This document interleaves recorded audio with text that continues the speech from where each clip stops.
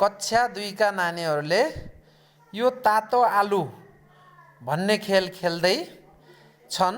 जसको हातबाट बल खस्छ उसले एउटा सार्वजनिक स्थलको नाम भन्नु पर्नेछ। आलु, तातो आलु।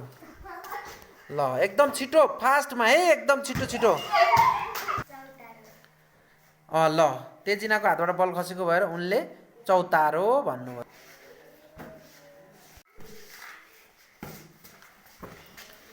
तातो आलु गेम विद्यार्थीहरूको लागि निकै रमाइलो पनि हुँदो रहेछ। ल रबिनाको हातबाट बल खसेको छ, उनले एउटा सार्वजनिक स्थलको नाम भन्नु पर्यो।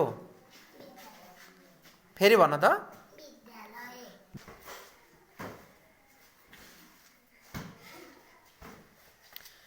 एकदम छिटो छिटो छिटो छिटो फाल्नु होला।